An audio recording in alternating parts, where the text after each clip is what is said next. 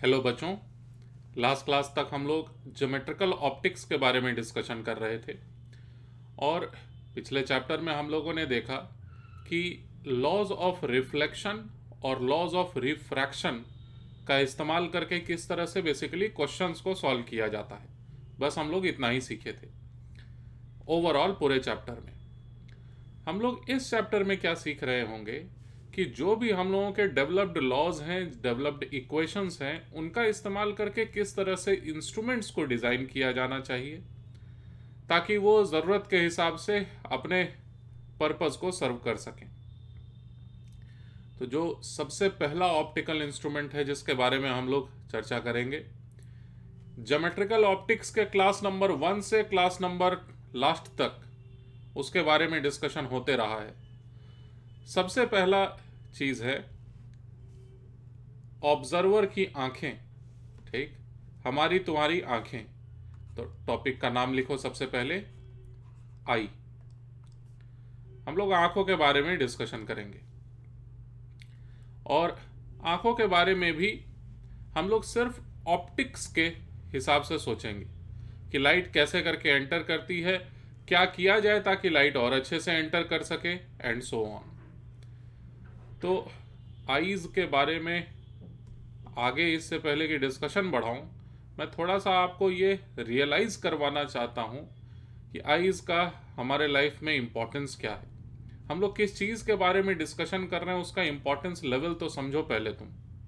ठीक, तो शायद तुम ईयरफोन लगा के अभी लेक्चर को सुन रहे होगे, तो मैं जैसा कह रहा हूं वैसा करो। एक बार अपनी आंखों को बंद करो और जो मैं बोल रहा हूं उस पर ध्यान दो। अपनी आंखों को बंद रखना। जिस तरह से तुम्हारा हाथ है, ठीक, कहा जाएगा ना ये तुम्हारा हाथ है, सिमिलरली उस तरह से तुम्हारा पैर है, तुम्हारा सिर है, तुम्हारा नाक है। मैं तुमसे ये पूछूं कि तुम अपने शरीर में कहां पर हो, तुम्हारा एग्जिस्टेंस तुम्हारे शरीर के अंदर में कहां पर है। तो अगर तुम गौर करोगे इस बात पर तो तुमको पहले तो ये एहसास होगा कि मैं हूं कौन। मैं अपना हाथ, अपना पैर, तो आप कहां पर हो, यही सवाल है मेरा। तो अगर बहुत ज़्यादा सोचोगे इस पर तो तुमको लगेगा कि कहीं पर तो मैं अपने आंखों के पीछे हूं। ठीक है, तुमको ऐसा लगेगा कि तुम अपने आंखों के जस्ट पीछे कहीं एग्जिस्ट कर रहे हो और वहां पर से तुम कंट्रोल कर रहे हो अपने हाथ को, अपने पैर को, अपने पूरे बॉडी ऑर्गन्स को, जिनको जिनको कंट्रोल कर सकते हो, है ना। ऐसा इसलिए हो रहा है, मतलब तुमको ऐसा क्यों लग रहा है कि तुम अभी आंखों को बंद ही रखो।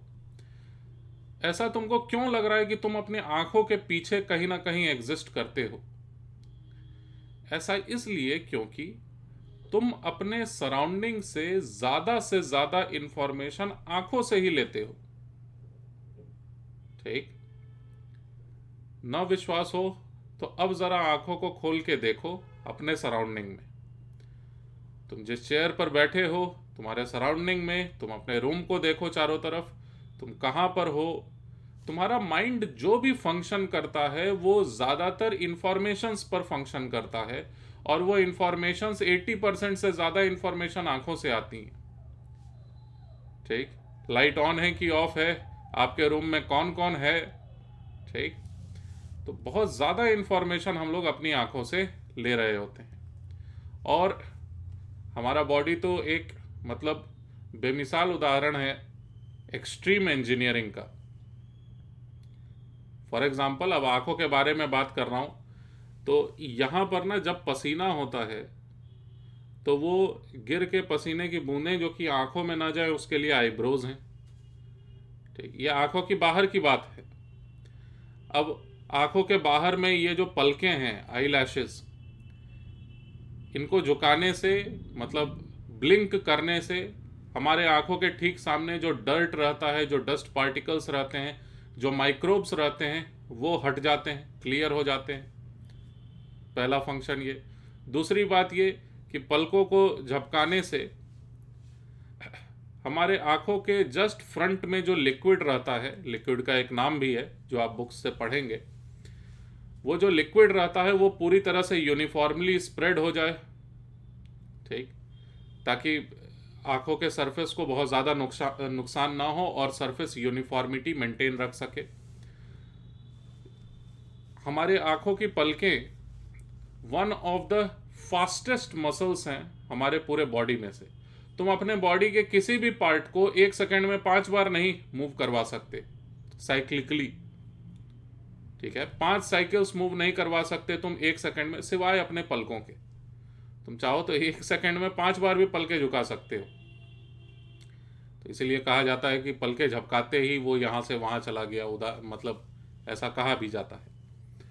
तो हम लोग इन सभी एस्पेक्ट्स के बारे में नहीं बात कर रहे होंगे, हम लोग डिस्कशन कर रहे होंगे कि लाइट कैसे एंटर करती है आंखों में और फाइनली रेटिना पर कैसे जाके इमेज बनता है, और इमेज अगर किसी कारण से अच्छे से ना बन रहा हो तो क्या करने पर अच्छे से इमेज बन जाएगा, ठीक। तो आई का थोड़ा सा अच्छा नहीं दिखने वाला डायग्राम, उसको आपको एक रफ डायग्राम के तरह ज़रूर कम से कम बना लेना चाहिए। यह है हमारी आंखों का क्रॉस सेक्शन, मतलब लाइट इस साइड से आ रही होती है अगर, तो बार बार जो मैं लास्ट चैप्टर में बनाया करता था ना हाईली सिंप्लीफाइड डायग्राम आंखों के लिए, वो दरअसल ऐसा होता था। और एक बार तुम कोशिश करो इस डायग्राम को अप्रॉक्सीमेटली ही सही बनाने का, नोटबुक में एक रफ डायग्राम बना लीजिए, ताकि जो जो मैं नाम बताऊं कि इसको ये कहते हैं, इसको ये कहते हैं, उसको बस तुम नोट डाउन कर सको।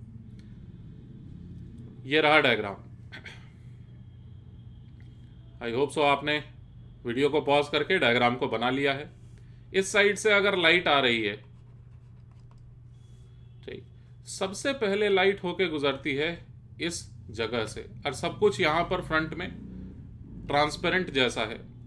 This thing is known as cornea.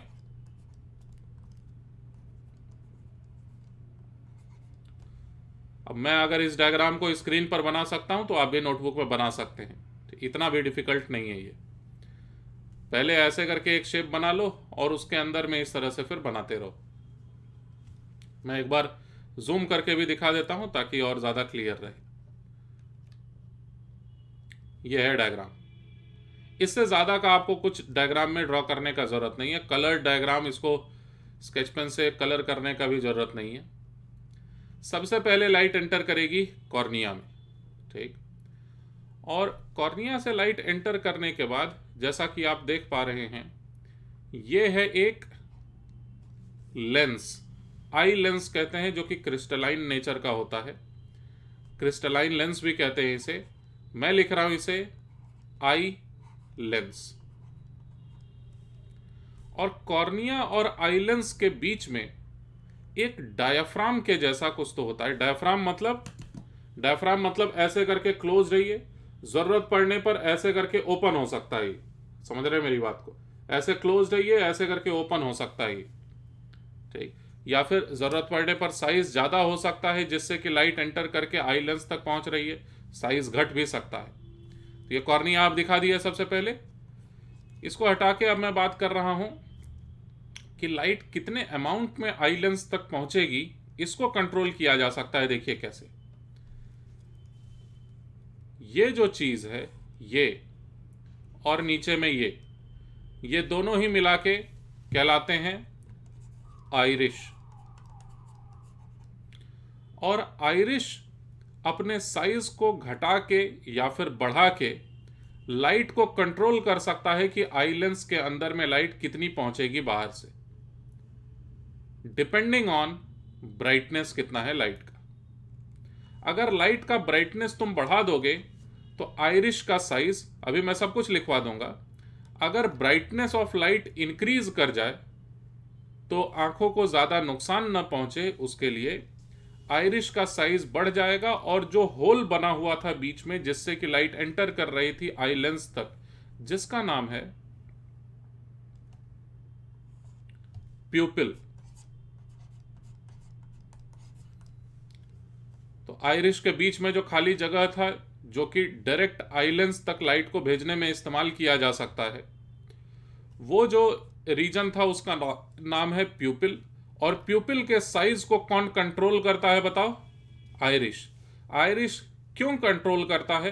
ताकि अगर बहुत ज़्यादा लाइट बाहर में अवेलेबल हो तो आंखों तक फिर भी कंट्रोल्ड अमाउंट में लाइट ही पहुंचे। अब आई लेंस तक लाइट पहुंच चुकी है भाई, और आई लेंस गजब का चीज है। आई लेंस जो है इसका फोकल लेंथ या कन्वर्जिंग पावर जरूरत पड़ने पर बदल सकता है, ठीक, ताकि आप नजदीक की चीजों को भी देख सकें, जहां पर जिस भी चीज को रखा गया उस चीज को आप देख सकें। उसके लिए आपके आई लेंसेज का फोकल लेंथ जरूरत पड़ने पर बदल सकता है। तो आई लेंस में आपको दिखा दिया। अब हम लोगों का पूरा फोकस आई लेंस पर है। लाइट सबसे पहले कॉर्निया, उसके बाद प्यूपिल से होके गुजर के आई लेंस तक पहुंची। प्यूपिल के साइज को कंट्रोल किया था आइरिश। अब आई लेंस जो जुड़ा हुआ होता है आंखों से, वो होता है सिलियरी मसल्स के द्वारा। ये रहे सिलियरी मसल्स, ठीक है। दीज आर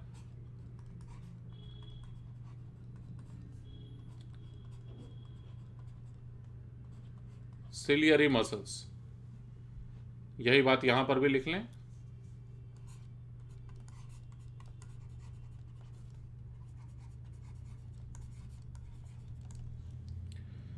अब सिलियरी मसल्स का क्या काम है कि सिलियरी मसल्स पकड़े हुए रहते हैं इस आई लेंस को। ये था आई लेंस, ये कंप्लीट चीज, this was eye lens.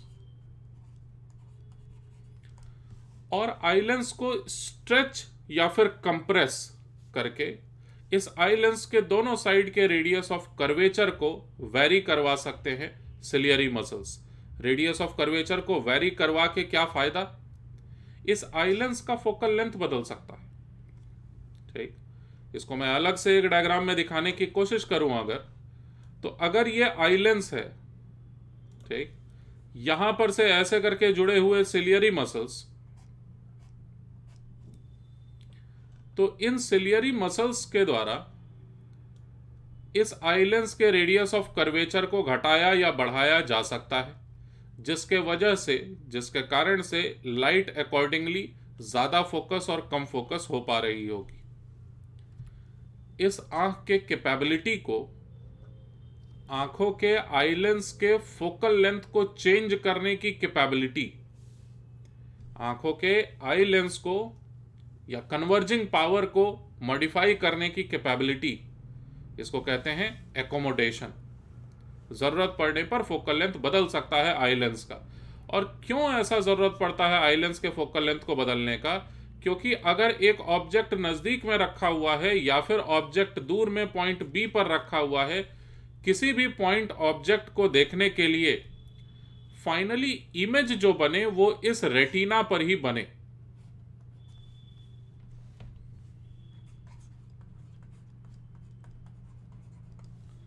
Retina पर ये एक, मान लो तुम कि retina is just screen, opaque screen है वो, और वहीं पर लाइट के द्वारा इमेज फॉर्म हो जाता है। लेंस से लाइट पास होने के बाद फाइनली कन्वर्ज होके इमेज जो बनाती है वो रेटिना पर ही बनाती है। अब रेटिना पर इमेज अगर एक बार बन गया, ज्योमेट्रिकल ऑप्टिक्स कंप्लीट, ठीक। इसके आगे का क्या होना है? अब रेटिना पर अलग अलग तरह के लाइट के रिसेप्टर्स होते हैं, अलग अलग तरह के सेल्स होते हैं, रॉड्स, कोन्स कहते हैं उनको, सिलेंड्रिकल सेल्स कहते हैं या कोनिकल सेल्स कहते हैं। सिलेंड्रिकल सेल्स का काम है लाइट के अलग प्रॉपर्टी को वेरीफाई करना, ऑब्जर्व करना, और कोनिकल सेल्स का काम है लाइट के अलग तरह की प्रॉपर्टीज को ऑब्जर्व करना। कोनिकल सेल्स कलर्स को देखती हैं, सिलेंड्रिकल सेल्स इंटेंसिटी या लाइट के ब्राइटनेस को चेक करती हैं। और इन रेटिना पर मौजूद जितने सेल्स हैं वो सब के सब कनेक्टेड हैं फिर ऑप्टिकल फाइबर नर्व्स से।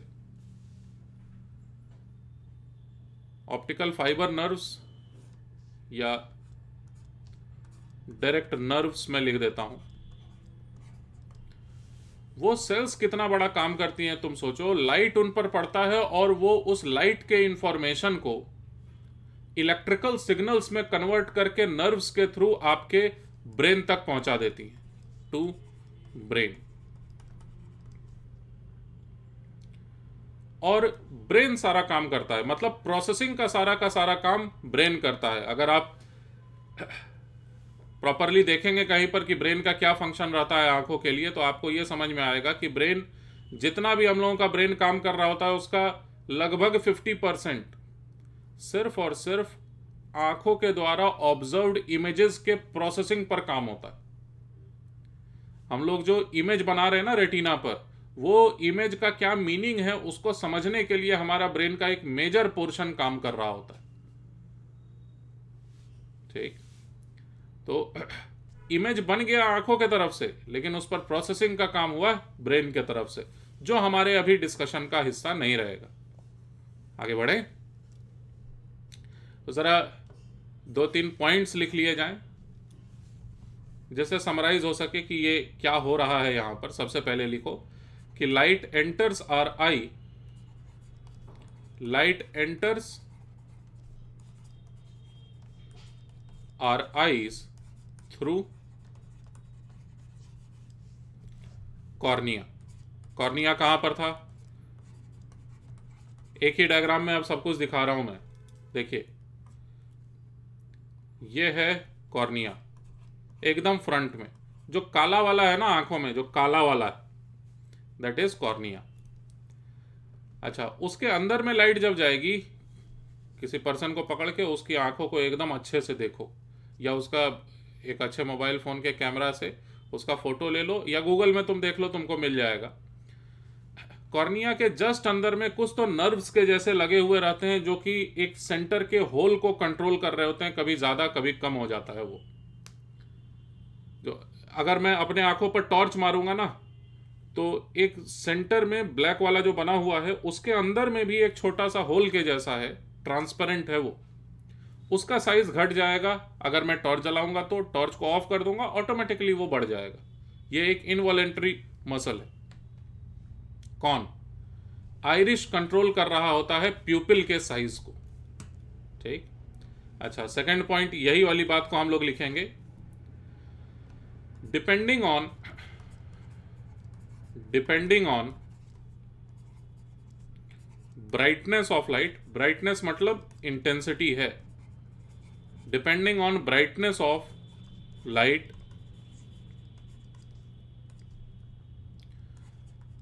Size of प्यूपिल gets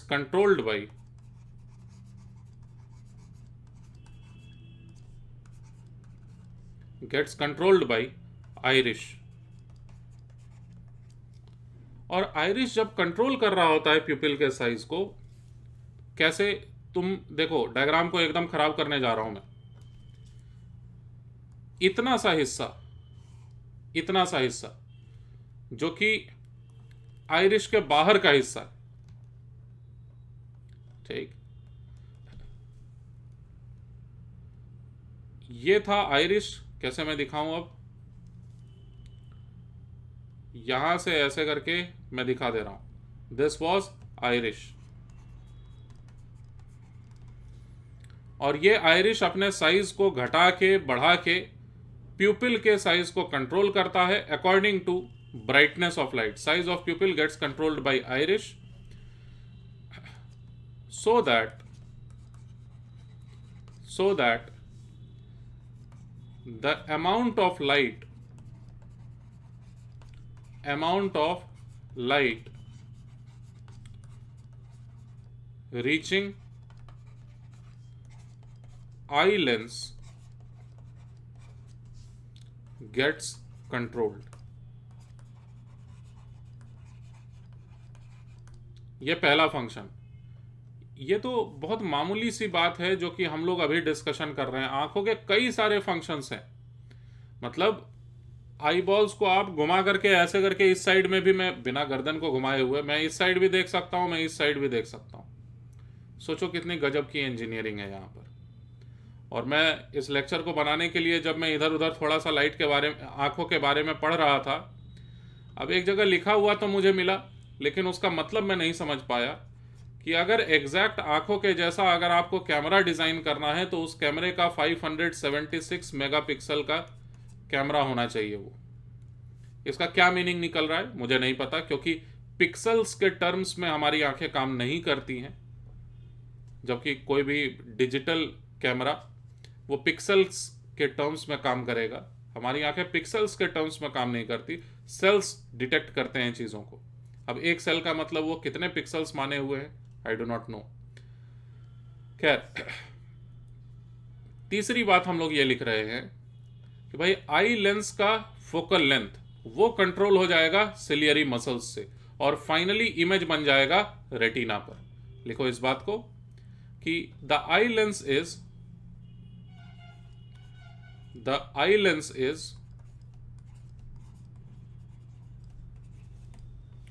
controlled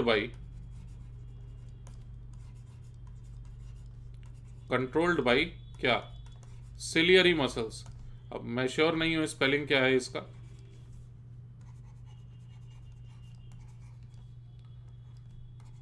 these muscles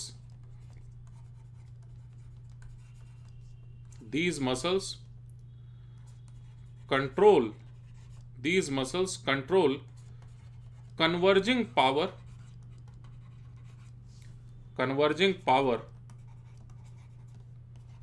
of eye lens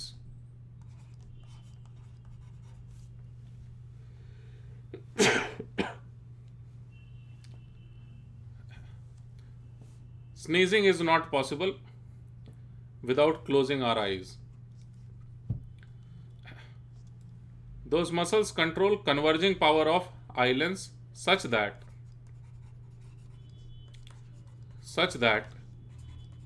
an image gets formed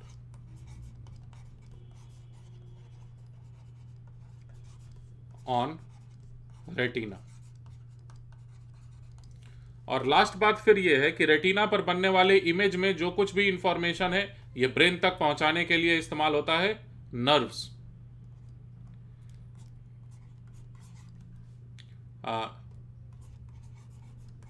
cells present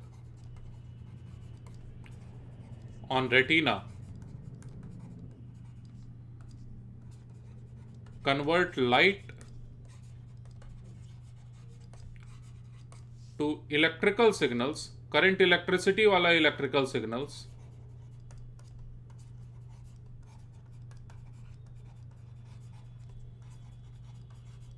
and these are transferred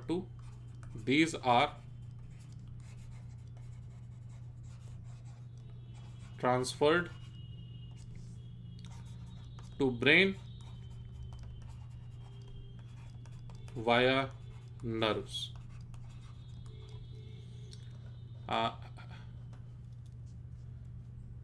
होता क्या है कि यहां पर सुन लो ध्यान से, यहां पर ऐसे करके और भी बहुत सारे नर्व्स होते हैं और सब एक जगह पर इकट्ठा होकर गुच्छे में बन के इस तरह से चले जाते हैं। ठीक, तो ये जो जगह है ना, दिस स्पॉट जहां पर जाके सब के सब नर्व फाइबर सब के सब इकट्ठा होते हैं, उस जगह पर रेटिना थोड़ा सा ढक जाता है चारों तरफ से। वहां पर जब इकट्ठा होंगे नर्व फाइबर्स तो रेटिना वहां पर ढक जाता है, और यहां पर अगर कोई इमेज बनता है खास, जहां पर इकट्ठा हुए हैं ना नर्व फाइबर्स ब्रेन तक जाने के लिए, वहां पर अगर मान लो इमेज बनने लगता है तो उस इमेज को हम लोग देख नहीं पाते हैं। इस जगह को कहते हैं ब्लाइंड स्पॉट।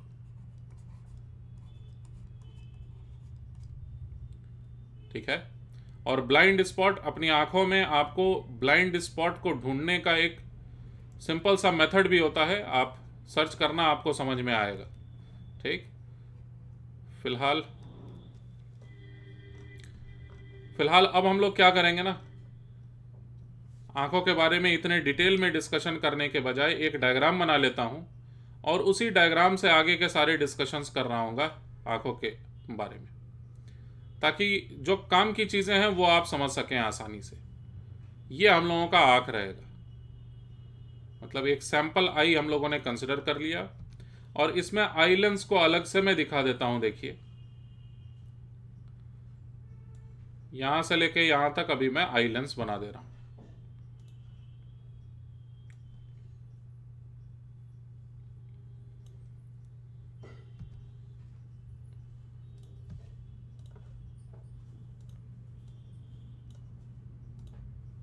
बस एक मिनट, ये रहा आई लेंस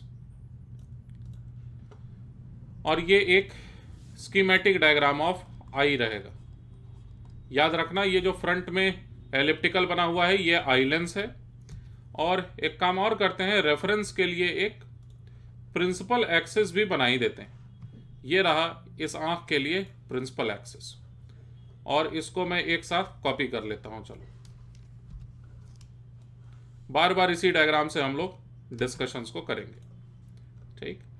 अच्छा, यहां पर एक बात लिखना बस छूट गया, थर्ड वाले पॉइंट में एकोमोडेशन के बारे में लिखना छूट गया। The eye lens is controlled by, यहां पर आप मेंशन करें एकोमोडेशन, कहने का मतलब दिस इज कॉल्ड एकोमोडेशन, बस इतना लिख दो, दिस इज कॉल्ड एकोमोडेशन। अब एकोमोडेशन पर हम लोगों का फोकस रहेगा, एकोमोडेशन को समझ रहे होंगे। कहने का मतलब मैं अभी क्या करूं, यहां पर हाथ को रखूं चाहे कैमरे के नजदीक में रखूं, आपके लिए तो स्क्रीन में ही दिखाई दे रहा है सब कुछ, तो इस वजह से आप स्क्रीन से मैं आपको नहीं बता पाऊंगा इस बात को। अभी आप क्या करें कि हाथों को एकदम नजदीक में रखिए आंखों के, और थोड़ा सा दूर में फिर रखिए, तो नजदीक के हाथ को भी देख सकते हो आप, दूर के हाथ को भी देख सकते हो। ऐसा कैसे पॉसिबल है? नजदीक की चीजों को देखेंगे रेटिना पर इमेज बनेगा, दूर के चीजों को देखेंगे तो भी रेटिना पर ही इमेज बने, उसके लिए आंखों के फोकल लेंथ को बदलना होगा। और आंखों के फोकल लेंथ, आई लेंस के फोकल लेंथ को कौन कंट्रोल करता है? Ciliary muscles.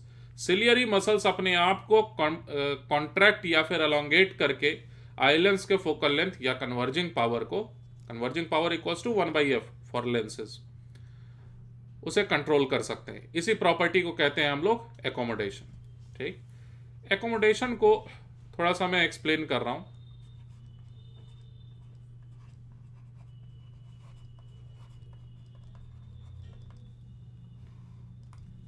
और जैसा कि मैं बताया एक सिंपलिस्टिक डायग्राम रहेगा हम लोगों के पास। ये अब ये अगर आंखें हैं इस साइड में, यहां पर this one is retina, eye lens दिखाने का जरूरत नहीं है, आप समझ रहे हैं कहां पर है आई लेंस। तुम ये मानो कि ए वाला पॉइंट एकदम यहां पर है, ए वाला पॉइंट यहां पर, और इस ए वाले पॉइंट से लाइट ऐसे करके निकली होगी, आई लेंस से होके गुजरी, बाकी सारी बातें ठीक है, लेकिन आई लेंस से लाइट रेज होके गुजरी और उसके बाद फिर फाइनली यहां पर इमेज को बनवाना है। यह पहला सिचुएशन। और दूसरा सिचुएशन मैं बता रहा हूं ये, जिसमें कि सेम वैसा ही डायग्राम है, लेकिन इस बार क्या है कि ऑब्जेक्ट रखा हुआ यहां पर, suppose this one is point B, और पॉइंट बी से लाइट रेज जो जा रही होंगी आई लेंस में, पॉइंट बी से जो लाइट रेज जा रही होंगी आई लेंस के अंदर, वो भी दोबारा से कन्वर्ज करके रेटिना पर ही इमेज को बनवा रही हैं। ऐसे ये प्रिंसिपल एक्सिस था मान लो। मैं तुमसे यह पूछना चाहता हूं कि रेटिना पर इमेज बनवाने के लिए, ध्यान से सुनो सवाल को, इन्हीं दो डायग्राम्स को देख के आप सोच समझ के ये बताएं कि भाई नजदीक के ऑब्जेक्ट्स को देखने के लिए ज्यादा लाइट को कन्वर्ज करना पड़ेगा। कन्वर्ज करना मतलब बेंड करना। लाइट रेज ऐसे करके जा रही थी, इनमें डेल्टा यानी एंगल ऑफ डेविएशन, और यहां पर के एंगल ऑफ डेविएशन को आप प्रोटेक्टर से मेजर ना करो, आप केवल देख के ये बताओ कि नजदीक के ऑब्जेक्ट्स को देखने के लिए ज्यादा कन्वर्ज करना पड़ेगा यानी लाइट को बेंड करना पड़ेगा, या फिर दूर के ऑब्जेक्ट्स को देखने के लिए ज्यादा कन्वर्ज करना पड़ेगा।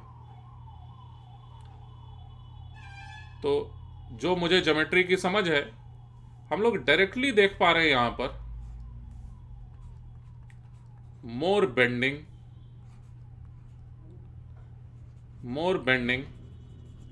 is required. मैं कहना ये चाहता हूं कि नजदीक के ऑब्जेक्ट, फॉर्मूले से भी समझ में आ जाएगा, लेकिन नजदीक के ऑब्जेक्ट्स को देखने के लिए आपको ज्यादा कन्वर्जिंग पावर की जरूरत पड़ेगी, और सिलियरी मसल्स ज्यादा कन्वर्जिंग पावर को प्रोड्यूस करने के लिए ज्यादा स्ट्रेस्ड होते हैं। ठीक, नजदीक की चीजों को देखने के लिए बहुत ही ज्यादा स्ट्रेचिंग होती है सिलियरी मसल्स में, और दूर की चीजों को देखने के लिए बहुत ज्यादा कन्वर्जिंग पावर की जरूरत नहीं पड़ती है। कन्वर्ज यहां पर भी करना पड़ेगा, लेकिन less converging power is required. लिख ही दो इस बात को, less converging power is required. ठीक, less converging power is required. तो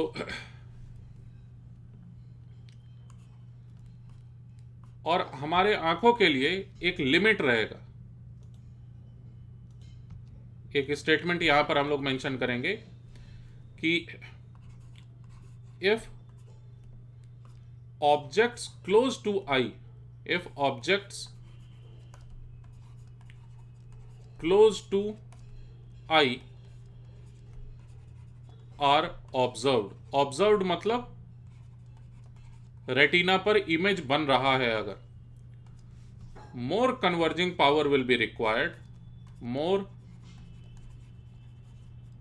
मोर converging power will be required. और दूसरी बात कि एंड सिलियरी मसल्स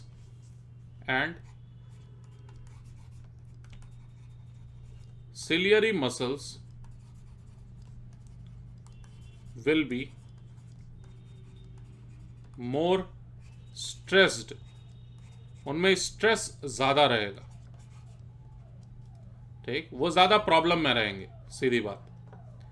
अच्छा, if objects at far are observed, if far objects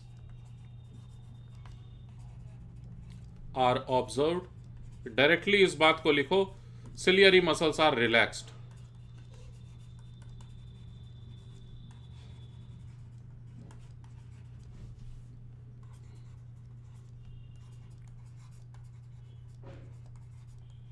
ठीक, इससे ज्यादा हमें फिजिक्स में जानने की अभी फिलहाल जरूरत नहीं है।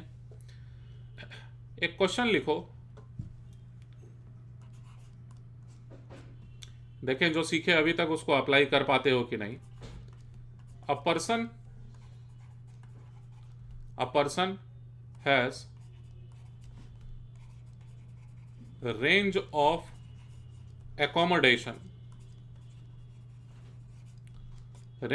accommodation such that पूरा क्वेश्चन को लिखो, eye lens can change power, मतलब converging power, from 50 dioptre to 60 dioptre.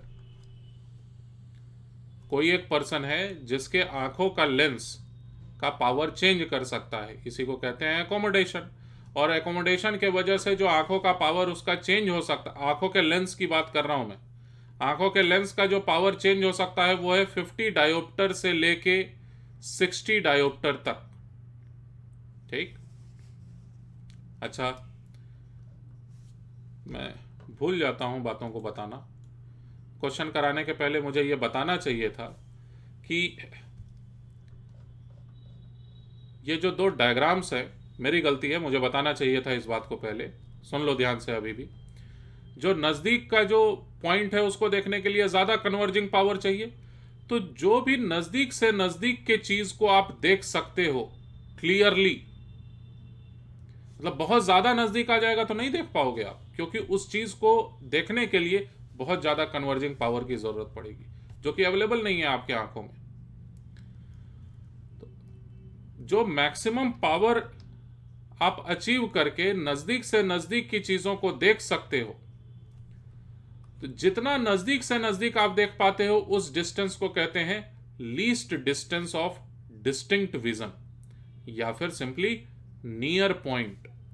और दूर से दूर जितना आप देख सकते हैं क्लियरली रेटिना पर इमेज बनवाते हुए, वो कहलाता है फार पॉइंट। लिखो इसी बात को, यही छूट गया था बताना। लिखिए नियर पॉइंट के बारे में। नियर पॉइंट है the least distance of object, the least distance of object from I,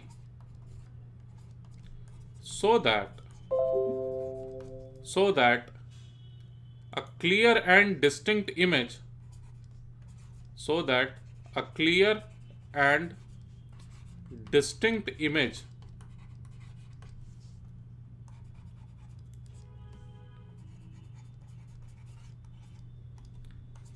gets formed on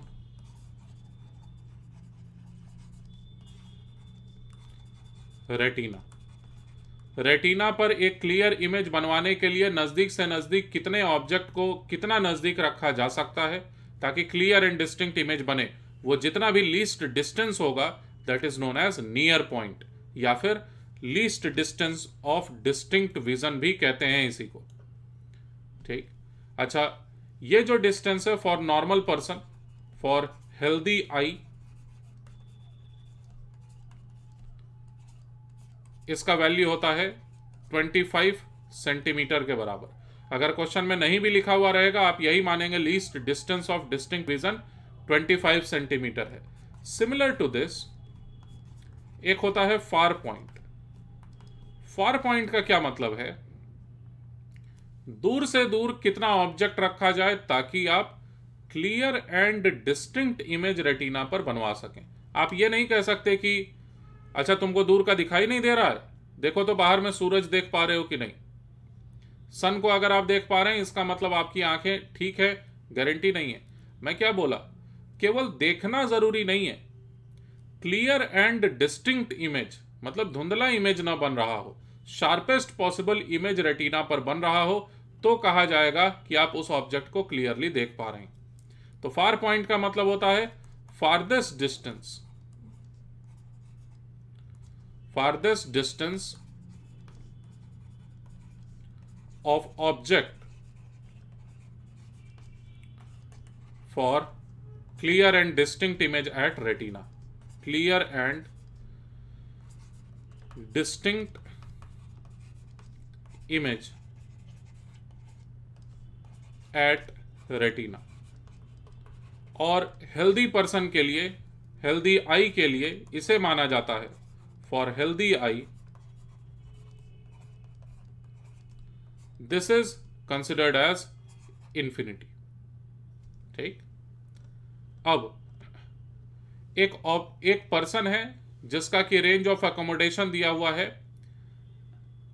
कि 50 डायोप्टर से 60 डायोप्टर तक वेरी कर सकता है वो अपने आंखों के कन्वर्जिंग पावर को।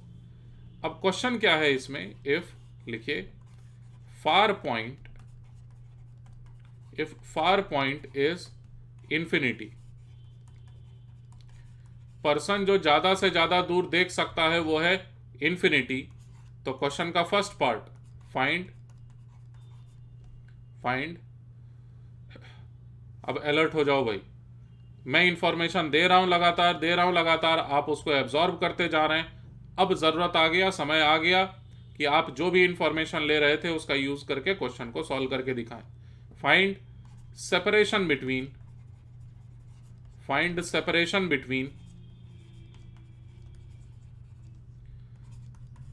आई लेंस एंड रेटिना। उस पर्सन की आंखों में आई लेंस और रेटिना के बीच का सेपरेशन कितना है, जरा पता करिए इसे। ऑलराइट, आई होप सो आपने वीडियो को पॉज करके क्वेश्चन को सॉल्व किया। याद रखो, उस पर्सन के लिए जो कन्वर्जिंग पावर का रेंज दिया हुआ था that was 50 dioptre to 60 dioptre, और मैं अभी आपको बताया जो दूर की चीजें होती हैं उसको देखने के लिए कम कन्वर्जिंग पावर का जरूरत पड़ेगा। लाइट को बेंड करने की कैपेबिलिटी कम इस्तेमाल होगी दूर की चीजों को देखने के लिए। ये 50 डायोप्टर इस्तेमाल होगा, must be used to see objects at far point। यह खुद से समझने वाली बात थी, और इस पर्सन के लिए फार पॉइंट दिया कितना हुआ है, इंफिनिटी। तो इंफिनिटी पर अगर कोई ऑब्जेक्ट है उसको क्लियरली देखने के लिए आंखों का कन्वर्जिंग पावर कितना है, 50 डायोप्टर। और अगर ये पता चल गया तो क्वेश्चन सॉल्व हो चुका है। देखिए कैसे, हमारे पास एक डायग्राम था, इंफिनिटी से जो लाइट रेज आ रही होंगी बिल्कुल ऐसे करके पैरेलली आ रही होंगी, और इन लाइट रेज को देखने के लिए जो इस लेंस के पावर का जरूरत पड़ा है हमें, वो 50 डायोप्टर दिया हुआ है, यानी कि लाइट ऐसे करके जाती है, पैरेलली लाइट रेज आती है तो फोकल लेंथ पर ही जाके मीट करती है ना। ये वाला डिस्टेंस खुद फोकल लेंथ है। क्यों ऐसा? रेटिना और आई लेंस के बीच का सेपरेशन ही फोकल लेंथ क्यों है? क्योंकि इंफिनिटी से लाइट आएगी तो फोकस पर जाके मीट करेगी और इमेज बनना चाहिए रेटिना पर। समझ गए?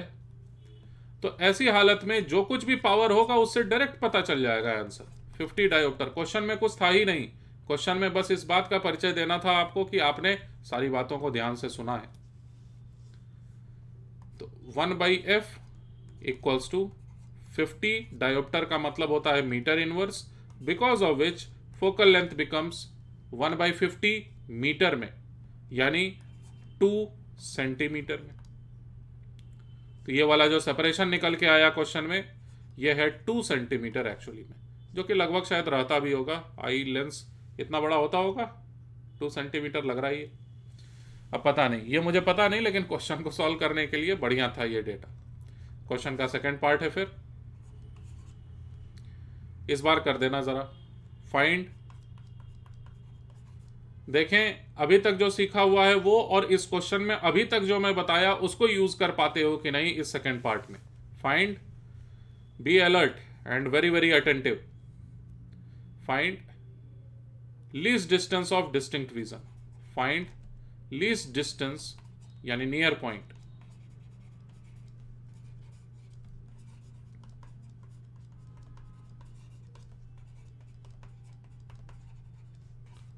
For person. इस पर्सन के लिए बताइए कि least distance of distinct vision क्या है। जरा करिए सॉल्व।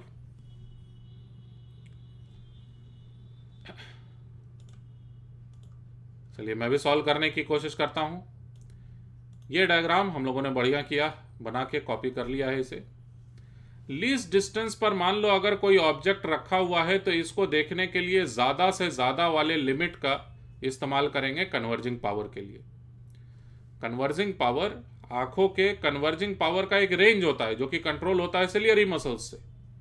50 डायोप्टर यानी लीस्ट वाला कन्वर्जिंग पावर इस्तेमाल होगा इंफिनिटी को देखने के लिए, और हाईएस्ट वाला कन्वर्जिंग पावर इस्तेमाल होगा नजदीक से नजदीक की चीजों को देखने के लिए। तो यानी जो कुछ भी least distance of distinct vision है, generally represented by capital D, वहां पर अगर किसी एक ऑब्जेक्ट को रखा गया तो इसका जो इमेज बना होगा यहां पर, उसके लिए कितना पावर रहा होगा, यहां कन्वर्जिंग पावर कितना रहा होगा। Converging power must be 60 dioptre. और ये सेपरेशन तो हमें पहले से पता है, यानी इमेज डिस्टेंस तो हमें पहले से पता है। ये वाला डिस्टेंस तो निकाल चुके हैं ना फर्स्ट पार्ट में, और जब कभी क्वेश्चन पूछा जाएगा फर्स्ट पार्ट नहीं पूछा जाएगा तुमसे, इस वजह से सेकंड पार्ट और ज्यादा डिफिकल्ट हो जाएगा। ये डिस्टेंस हमने पहले ही निकाल रखा है इस पर्सन के लिए 2 सेंटीमीटर, तो काफी अच्छा क्वेश्चन हो गया ये कि 2 सेंटीमीटर का डिस्टेंस इमेज डिस्टेंस है। पावर पता है हमें, पूछा जा रहा है केवल least distance of distinct vision, capital D का वैल्यू मैं पूछ रहा हूं बस। अब तो कर दो। चलिए मैं भी कोशिश करता हूं सॉल्व करने का। फोकल लेंथ कितना माना जाएगा? पॉजिटिव में ही माना जाएगा। कन्वेक्स लेंस इस्तेमाल होता है। रियल इमेज तभी तो बनेगा ना रेटिना पर। क्या मैं बोल दिया? आई लेंस का पावर पॉजिटिव रहेगा हमेशा, फोकल लेंथ भी पॉजिटिव रहेगा हमेशा, क्योंकि रियल इमेज बन रहा होता है रेटिना पर। खैर, फोकल लेंथ का वैल्यू कितना आया? 100 डिवाइडेड बाई 60 सेंटीमीटर्स में। इमेज का पोजीशन एफ पी ये लिखा था मैं, और इमेज का पोजीशन निकल के आएगा प्लस में अगेन 2 सेंटीमीटर। ठीक, और इन दोनों इंफॉर्मेशन से हम लोग इस्तेमाल करके पता कर लेंगे कि कितना होना चाहिए ऑब्जेक्ट डिस्टेंस। वही हमारा आंसर है। 1 बाई यू पी, क्या होता था फॉर्मूला? नहीं, 1 बाई वी पी में 1 by 2 centimetre minus 1 by U P. ये यू पी का वैल्यू पता नहीं है, must be equal to 60 divided by 10। 6 by 10 कर सकते हैं। यूनिट को बाद में हम लोग सब्सटीट्यूट कर देंगे, सेंटीमीटर में आना है। फाइनल रिजल्ट आते हुए दिख रहा है मुझे 1 बाई 2 माइनस, इसको लिख सकते हैं ना 5 बाई 10 माइनस 6 बाई 10। आसानी से हो गया। यूपी, यूपी का वैल्यू आ रहा है -10 सेंटीमीटर। होना भी चाहिए माइनस में। लेंस के लेफ्ट साइड में ऑब्जेक्ट रखा हुआ था, और इस पोजीशन पर अगर ऑब्जेक्ट रखा हुआ है तो उसको क्लियरली आप देख पा रहे हो मैक्सिमम पावर से। ये डिस्टेंस हमने पता किया। ये डिस्टेंस अगर कोई पूछे, then this distance is actually 10 centimetres, this distance. और यही रिप्रेजेंट कर रहा है वो लीस्ट डिस्टेंस, जितने डिस्टेंस से वो पर्सन ऑब्जेक्ट्स को क्लियरली देख पा रहा है। ये पर्सन थोड़ा एक्स्ट्रा ऑर्डिनरी पर्सन है, मोर देन हेल्दी पर्सन है। ठीक, कि वो 10 सेंटीमीटर से लेके अप टू इंफिनिटी, इस रेंज में हर ऑब्जेक्ट्स को वो क्लियरली रेटिना पर क्लियर एंड डिस्टिंक्ट इमेज बनवा के क्लियरली देख पा रहा है। आई होप सो कि एकोमोडेशन का पूरा मतलब आप एकदम अच्छे से समझ चुके हैं। अब बात करते हैं डिफेक्ट्स ऑफ आई के बारे में। तो टॉपिक का नाम लिखो, डिफेक्ट्स ऑफ विजन। कब कब कहा जाता है कि आंखें खराब हो गई हैं तुम्हारी? तो तुम अगर ये बोलो कि सर मैं दूर की चीज़ों को नहीं देख पा रहा हूं, या दूर की चीज़ों को नहीं पढ़ पा रहा हूं, मुझे चश्मा लगा हुआ है, मैं बिना चश्मे के दूर की चीज़ों को नहीं पढ़ पा रहा हूं, तो मैं तुमको बाहर लेके गया और उसके बाद बोला कि वो सूरज दिखाई दे रहा है कि नहीं, तुम बोले हाँ बिल्कुल दिखाई दे रहा है। तो ऐसे नहीं चलेगा। दूर का चीज़ मतलब केवल आप देख ले रहे हो, उसकी मैं नहीं बात कर रहा। मैं ये बोल रहा हूं कि क्लियर एंड डिस्टिंक्ट इमेज बन पा रहा है कि नहीं, दूर में कुछ लिखा हुआ है उसको पढ़ पा रहे हैं कि नहीं, दैट इज द क्वेश्चन। ठीक, तो डिफेक्ट्स ऑफ विजन हमने ये सीखा अभी अभी in previous example. In previous example converging power क्या था उस पर्सन का? कन्वर्जिंग पावर था ranging from some lower limit to some upper limit, ऐसा कुछ था। 60 डायोप्टर ज्यादा से ज्यादा और 50 डायोप्टर कम से कम। तो हर पर्सन के लिए कुछ ना कुछ इसी तरह का कन्वर्जिंग पावर का रेंज होता है, और एक हेल्दी पर्सन के लिए कन्वर्जिंग पावर का रेंज कितना होना चाहिए यह फिक्स नहीं है। सबके लिए अलग अलग हो सकता है, लेकिन एक हेल्दी पर्सन के लिए कितना होना चाहिए कन्वर्जिंग पावर का रेंज, कुछ इतना होना चाहिए कि वो पर्सन 25 सेंटीमीटर से लेके इंफिनिटी तक देख सके, क्लियरली रेटिना पर इमेज बन सके। ठीक, तो एक हेल्दी आई का जरा डेफिनेशन लिख दीजिए आप properly. Healthy I must have accommodation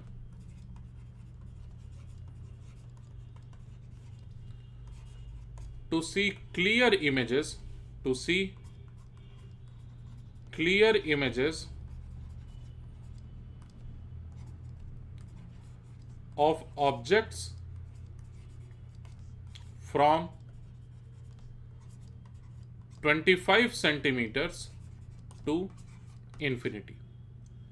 अब अगर कोई पर्सन 25 के बजाय 30 सेंटीमीटर से इंफिनिटी तक देख पा रहा है तो कहेंगे उसकी आंखें डिफेक्टेड हैं, और कहा यह जाएगा कि वो नजदीक की चीजों को नहीं देख पा रहा है क्लियरली।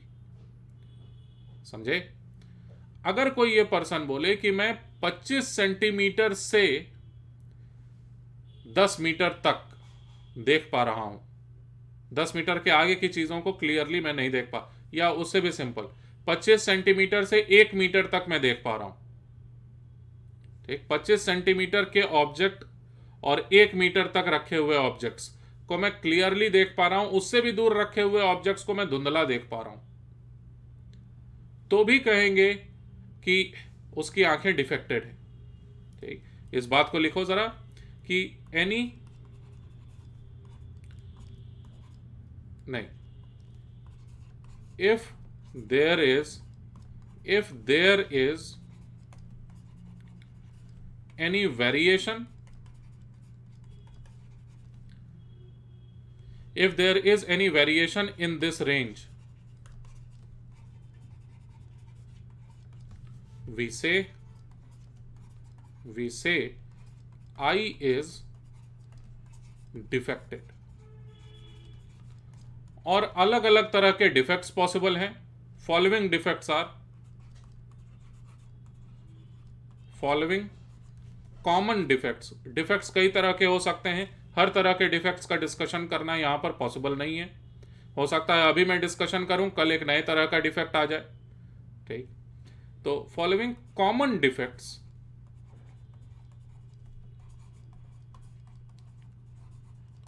Are observed.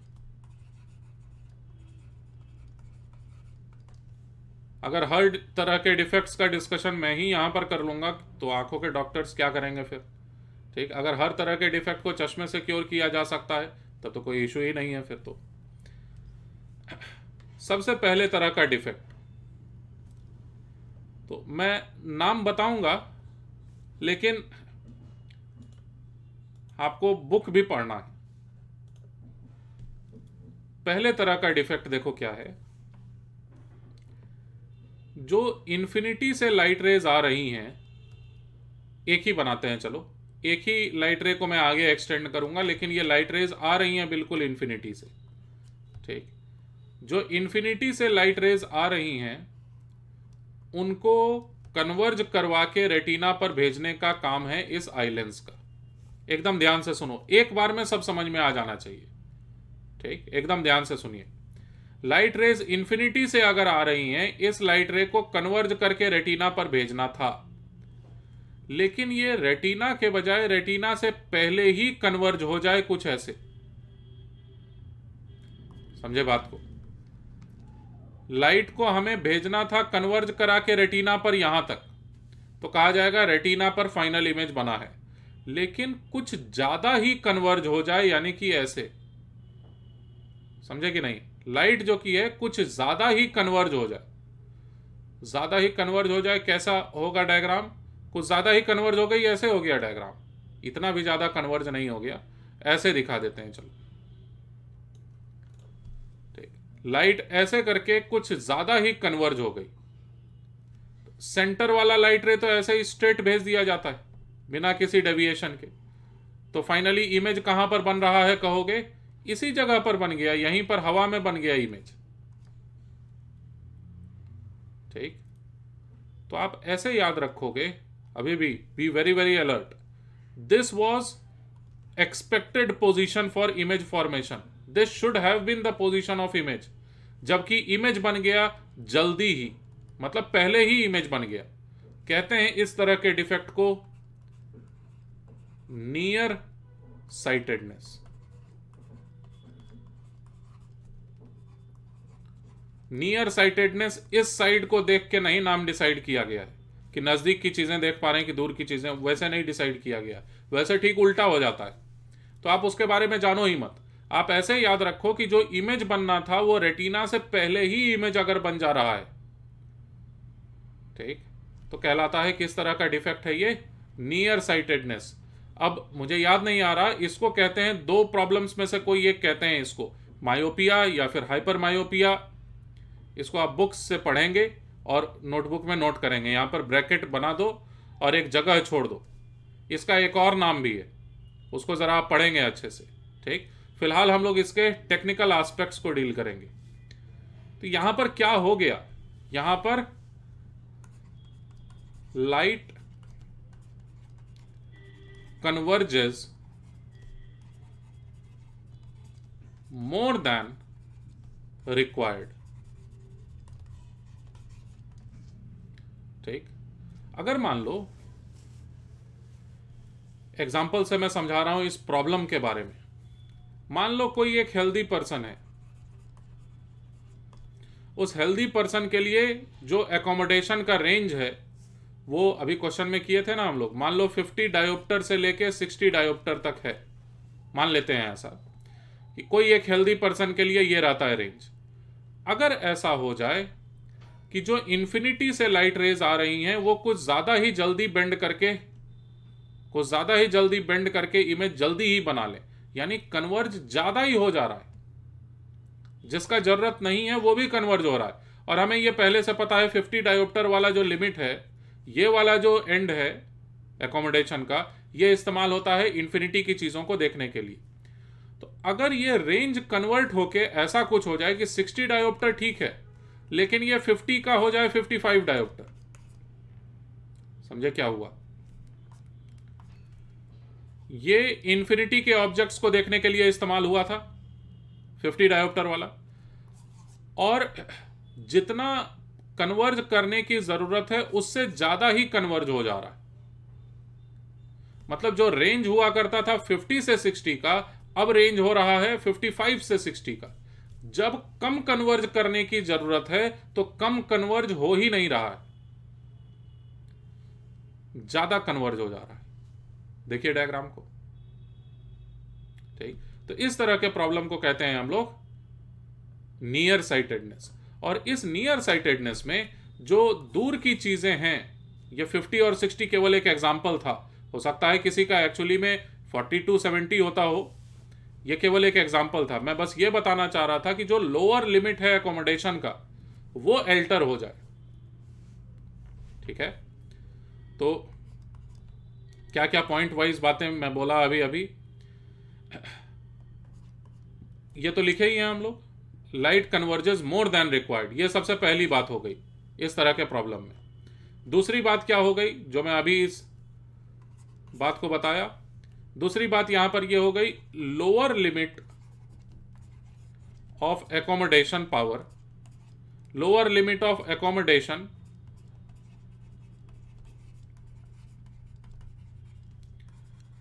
इंक्रीजेस। अच्छा, ये इंक्रीज क्यों होता है जानते हो? मतलब कुछ ज़्यादा ही कन्वर्ज क्यों ये कर दे रहा है, मैं कारण बताता हूँ। जब आप पूरे 24 घंटे में से जब जब आप जागे हुए हैं, मतलब लगभग 18 से 20 घंटे के लिए अगर आप जागे हुए हैं, ऐसा तो नहीं कि 18 से भी कम घंटे के लिए आप जागते हैं, तो कम से कम 18 घंटे के लिए जागना ज़रूरी है, ठीक है। खैर, तो अगर आप 18 घंटे के लिए जाग रहे हैं और उसमें से 18 के 18 घंटे आप नज़दीक की चीज़ों को ही देख रहे हैं, अगर आप नज़दीक की चीज़ों को ज़्यादा देख रहे होंगे तो आपकी आंखें इस वाले रे डायग्राम को ज़्यादा बना रही होंगी। कहाँ गया ये वाले डायग्राम को आपकी आंखें ज़्यादा बना रही होंगी। 18 घंटे तक यही वाला डायग्राम बना हुआ है, नज़दीक की चीज़ों को आप देख रहे हो। तो आई लेंसेज को ऐसा लगता है कि क्यों कम पावर को रखना, हमेशा ही ज़्यादा पावर रखो। और हमारे आंखों के लेंसेज इस तरह से अडेप्ट हो जाते हैं, इस तरह से उनकी आदत लग जाती है कि वो ज़्यादा कन्वर्ज करना ही उनका काम है। उनको ऐसा लगता है कम कन्वर्ज वाला काम करना ही नहीं है कभी, ऐसा उनको लगने लगता है। क्यों होता है ऐसा? जब आप नज़दीक की चीज़ों को देख रहे होते हैं, ऐसे में ज़्यादा कन्वर्ज करना पड़ता है लाइट को, और लाइट जब ज़्यादा कन्वर्ज हो रहा है बार बार ज़्यादा समय तक के लिए, तो आंखों के लेंस को ऐसा लगने लगता है कि हमेशा ही ज़्यादा कन्वर्ज करना ही रहता है भाई लाइट को। इसलिए जब जब कम कन्वर्ज करने का जरूरत रहता है तो भी लाइट ज्यादा कन्वर्ज हो जाती है। ठीक है, और ये वाले डिफेक्ट में क्या हुआ है कि लाइट कुछ ज्यादा ही कन्वर्ज हो गई है। ये क्यों होता है? Lower limit lower limit of accommodation increases, generally occurs due to looking at close objects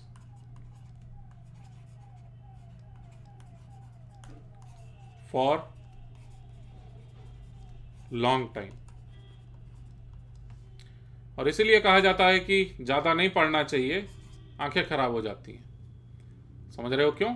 नज़दीक की चीज़ों, अच्छा मोबाइल फ़ोन भी देखोगे तो भी आंखें खराब होगी, और ये पढ़ते भी रहोगे तो भी आंखें खराब होंगी। नज़दीक की चीज़ों को ज़्यादा देखोगे, आंखें खराब होंगी ही होंगी। तो ये रेकमेंडेड है। होना क्या चाहिए कि कम से कम 1 घंटे के लिए, मिनिमम 1 घंटे के लिए आपको इन्फिनिटी की चीज़ों को कम से कम देखना तो ज़रूर चाहिए। उससे आपकी आंखें रिलैक्स्ड रहेंगी, आपका दिमाग बहुत बड़े बड़े थॉट्स को पर काम कर पा रहा होगा। तो थोड़ा बाहर जाके खेल भी लिया करो। ठीक, हमेशा पढ़ते रहना या कुछ भी करते रहना जिसमें कि नज़दीक की चीज़ों पर आप काम कर रहे हैं, वो ठीक नहीं माना जाता है आंखों के लिए। अच्छा, स्क्रीन वगैरह से, मोबाइल फ़ोन का या फिर कंप्यूटर का स्क्रीन देखने से क्यों आंख खराब होता है? क्योंकि ऐसे में जब आप चीज़ों को देख रहे होते हैं हाईली अटेंटिव होके, या टीवी को भी हाईली अटेंटिव होके देख रहे होते हैं, और आप पलकें नहीं झपकाते हैं, जिससे आंखें थक जाती हैं। पलकें नहीं झुकाइएगा तो आंखें थक जाएंगी आपकी। तो वो अलग रीज़न है। मैं अभी नियर साइटेडनेस के बारे में बता रहा था। और तीसरी बात, it is difficult to, it gets, लिखोगे इस बात को भी, it gets difficult to clearly see far objects।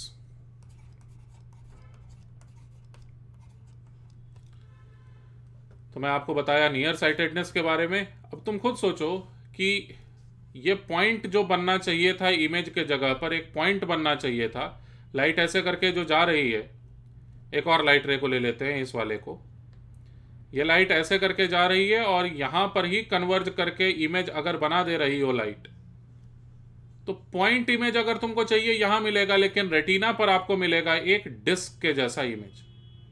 ये डिस्क मिलेगा आपको यहां पर, और वो डिस्क जस्ट नेक्स्ट वाले डिस्क के साथ ओवरलैप करेगा, वो नेक्स्ट वाले डिस्क के साथ ओवरलैप करेगा, और आपको धुंधला इमेज नजर आएगा। ठीक है, तो फार्दर ऑब्जेक्ट्स को देखना आपके लिए कठिन हो जाता है। अब इसको ठीक कैसे किया जाए मुझे नहीं पता, आप डिसाइड करिए। क्वेश्चन लिखो, अ person can C, a person can see clearly, a person can see clearly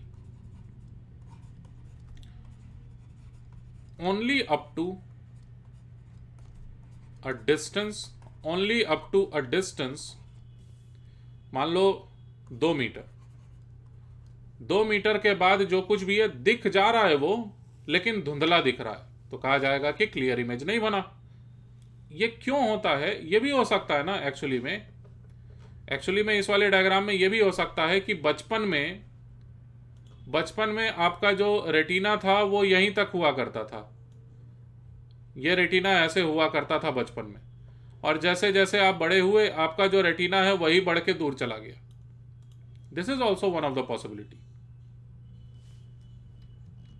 या फिर बचपन से ही ऐसा था। ठीक, तो a person can see clearly only up to a distance of 2 metre, उसके बियॉन्ड वो देख नहीं पा रहा। जो 3 मीटर के ऑब्जेक्ट पर जो 3 मीटर के डिस्टेंस पर रखा हुआ ऑब्जेक्ट है उसको वो क्लियरली देख नहीं पा रहा। recommend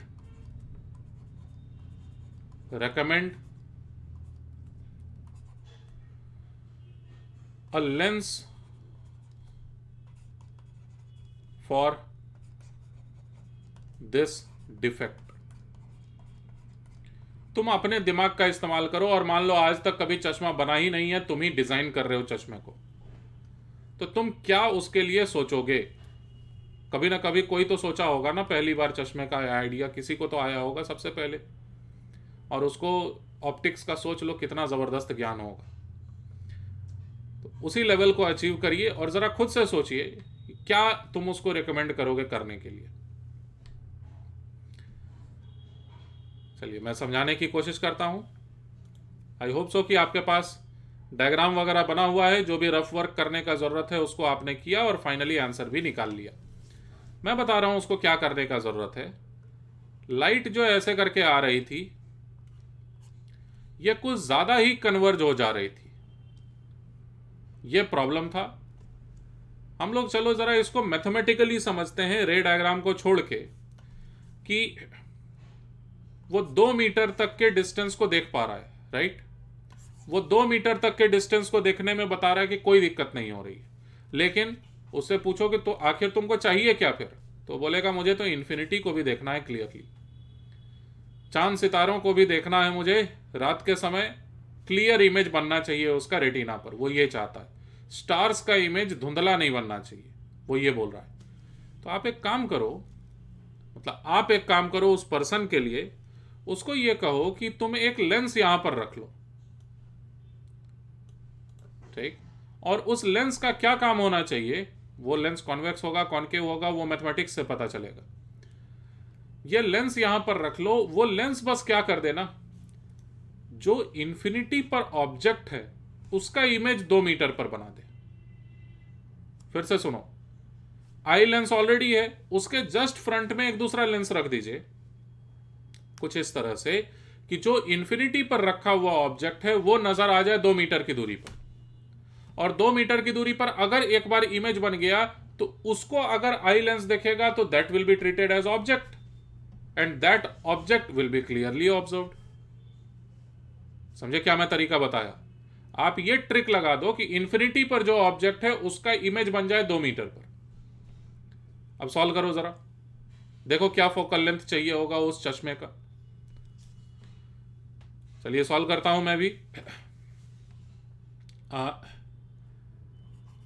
वीपी यूपी ये दोनों दिया हुआ है, ऑब्जेक्ट कहां पर, इंफिनिटी पर, उसे मुझे देखना है, माइनस इंफिनिटी लिखना चाहिए था।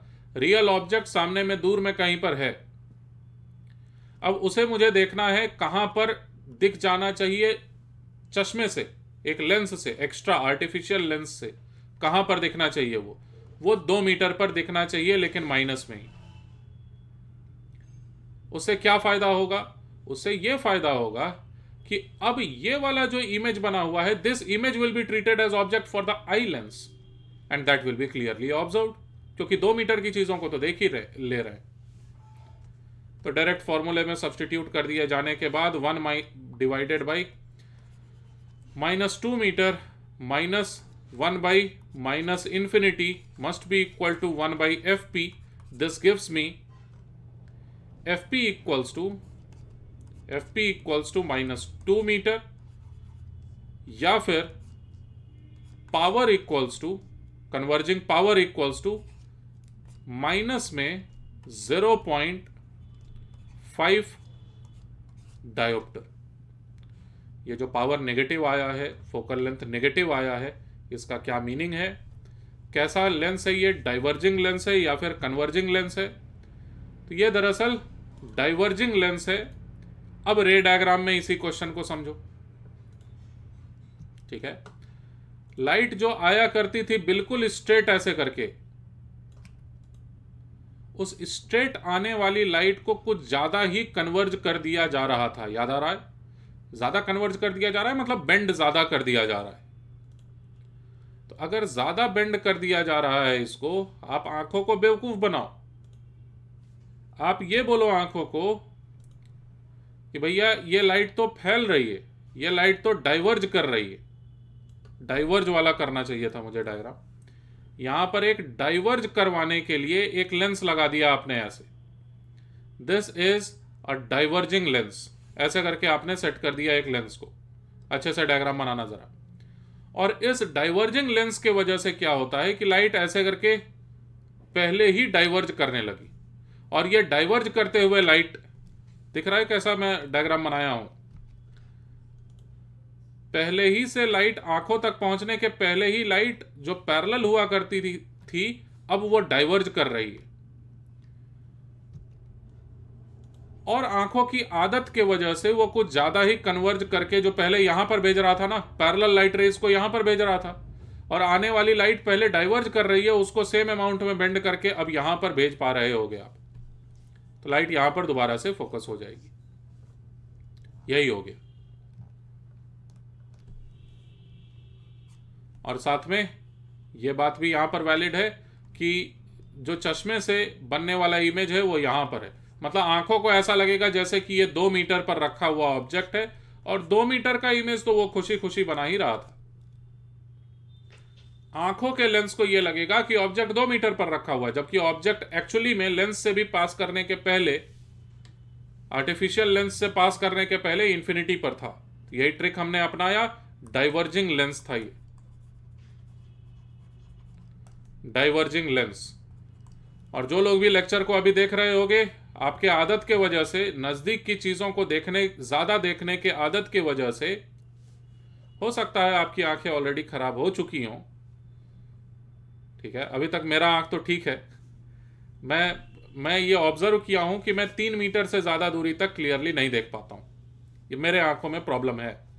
तो 1/3 मीटर यानी कि -0.33 डायोप्टर का पावर का चश्मा मुझे लगा हुआ है। मैं -0.5 के डायोप्टर का चश्मा यूज करके क्लियरली देख पाता हूं। ठीक, तो अगर आपको भी कोई चश्मा लगा हुआ है और उस चश्मे का पावर माइनस में है, तो इसका मतलब यही वाला प्रॉब्लम है आपको भी। ठीक, अच्छा, ये ऐसे ही बातचीत कर रहे हैं, ये कैसे पता करेंगे कि आपके चश्मे का पावर जो की है वो पॉजिटिव है कि नेगेटिव है? कहने का मतलब डाइवर्जिंग लेंस आप इस्तेमाल करते हो चश्मे में या फिर कन्वर्जिंग लेंस, ये कैसे पता करेंगे बिना टच किए हुए लेंस को? क्योंकि बहुत कम रेडियस ऑफ कर्वेचर के वजह से बहुत कम सरफेस का शेप बदल रहा होता है। शेप को टच करके आप पता कर पाओगे, ये बहुत मुश्किल है। तो उसका तरीका मैं बता रहा हूं आपको। लाइट ऐसे करके आ रही है, मान लीजिए, ठीक, लाइट ऐसे करके आ रही है और इस स्क्रीन पर आ रही थी लाइट, ये था स्क्रीन। आप करके देखना, भले आपको ना लगा हुआ हो चश्मा, लेकिन कोई ना कोई मिल जाएगा जिसको लगा हुआ है चश्मा। तो आप ये करके देखिएगा, लाइट ऐसे करके साइड से तो ऐसे करके यहां पर स्क्रीन पर जरूर पहुंच जाएगी, ऐसे करके इस साइड से भी लाइट यहां पर स्क्रीन पर जरूर पहुंच जाएगी। जो लाइट डाइवर्ज कर देगा ना, ये लेंस से पास होने के बाद अगर लाइट डाइवर्ज हो गई है तो ऐसे करके जानी चाहिए थी लाइट, ऐसे करके लाइट को बेंड करके जाना चाहिए था। ठीक है, सारे लाइट रेज को मैं नहीं अब ड्रॉ कर रहा हूं।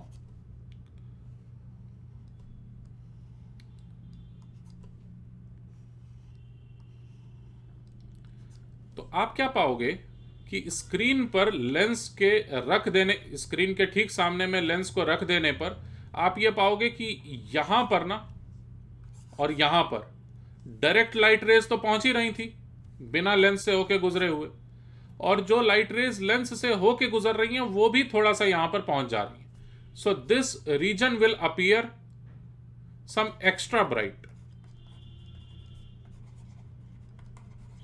यह कुछ ज्यादा ही ब्राइट नजर आएगा आपको एकदम एंड पॉइंट्स पर। यहां पर भी वही बात, ठीक है, लेंस के एकदम कॉर्नर्स में अगर आप स्क्रीन पर देखोगे तो आपको एक ब्राइट रिंग के जैसा बना हुआ दिखेगा। ठीक, अगर आपके चश्मे का पावर नेगेटिव है तो आप क्या करिए, ये एक स्क्रीन है मान लो, यहां पर लाइट ऑलरेडी पड़ रही है, इधर एक बल्ब लगा हुआ है यहां पर, ठीक, यहां पर एक बल्ब लगा हुआ, यहां पर ऐसे लाइट ऑलरेडी पड़ रही है। आप क्या करो, बीच में एक चश्मा लगा दो। तो अब चश्मे से पास करने के बाद यहां पर जो चश्मे का यहां पर शैडो बन रहा होगा, उसमें आप क्या देखोगे, सराउंडिंग में उसके एक रिंग बना हुआ ब्राइट। अगर वो रिंग बना हुआ है, आपके चश्मे का पावर नेगेटिव है। और सेम डिस्टेंसेस पर अगर दूसरा चश्मा रखने पर रिंग का थिकनेस ज्यादा है अगर, तो इसका मतलब उस चश्मे का पावर ज्यादा है। नेगेटिव साइड में। अगर यही कॉन्वेक्स लेंस लगाए होते तो लाइट बाहर नहीं फैली होती और अंदर कॉन्ट्रैक्ट कर गई होती और बाउंड्री पर आपको शैडो नजर आया होता। करके देखना, समझ में आएगा। सब कुछ बताया नहीं जाता, कई चीज करना होता है। तो रेमेडी क्या हुआ इस तरह के डिफेक्ट का?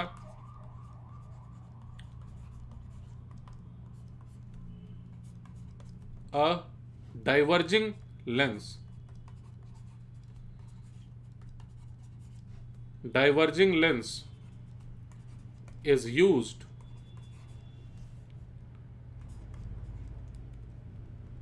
as remedy for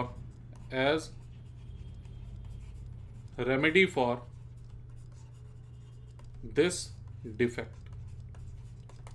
इस वाले प्रॉब्लम को ठीक करने के लिए हम लोग एक डाइवर्जिंग लेंस का इस्तेमाल करते हैं। फोकल लेंथ उसका कितना होना चाहिए? सिंपल है एकदम जानना, इन्फिनिटी के ऑब्जेक्ट्स को आप क्लियरली देख सको।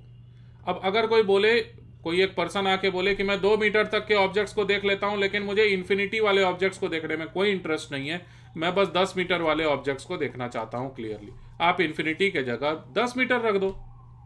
तो मैं कोई फॉर्मूला नहीं बता रहा हूं आपको, बस मैं आपको ट्रिक बता रहा हूं कि जहां का ऑब्जेक्ट देखना है उस ऑब्जेक्ट का इमेज बन जाए एक चश्मे से वहां पर, जिसको मैं क्लियरली देख पा रहा हूं। ठीक, तो आप सब्स्टिट्यूट कर देंगे, उस हिसाब से आंसर बिल्कुल आ जाएगा। असाइनमेंट में मिलेगा आपको इस तरह का क्वेश्चन। नेक्स्ट तरह का डिफेक्ट, फार साइटेडनेस बता चुका हूं, नियर साइटेडनेस बता चुका हूं, फार साइटेडनेस अब डिस्कशन कर रहे हैं हम लोग। इसमें क्या होता है, ऑब्जेक्ट जो नजदीक में रखा हुआ है, मान लो दिस इज ऑब्जेक्ट, और इस ऑब्जेक्ट से आने वाली लाइट रेज, हमें यह पहले से पता है कि इसको बहुत ज्यादा कन्वर्ज करने का जरूरत है। इसको कन्वर्ज अगर आप अच्छे से नहीं कर पा रहे हो, पिछले बार क्या हुआ था, कुछ ज्यादा ही कन्वर्ज कर दे रहे थे, इस बार कन्वर्ज अगर अच्छे से नहीं कर पा रहे हो तो दूर में जाके इमेज बन जाएगा ऐसे, क्योंकि एक येलो वाला लाइन, सेंट्रल वाला लाइन तो है ही। तो लाइट जो लेंस से होके गुजरती है वो कुछ ज्यादा ही दूर चली जाए।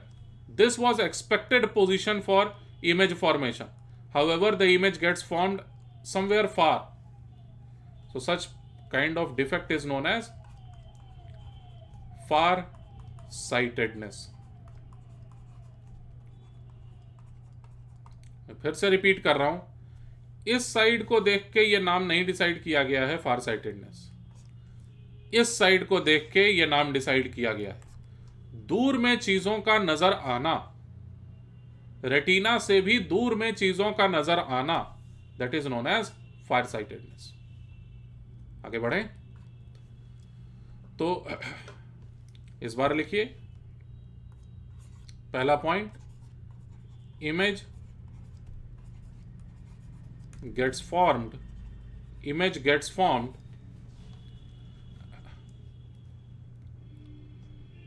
अब इसको क्या लिखोगे, बिहाइंड ना, ये कहा जाएगा बिहाइंड रेटिना, रेटिना के पीछे में इमेज बना, image gets formed behind retina, सबसे पहली बात।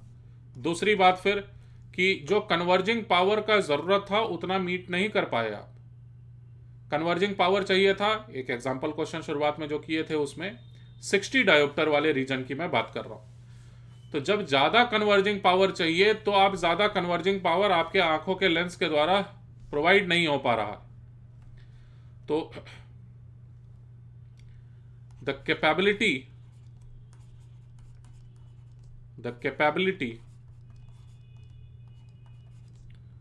of eye lens to provide more converging power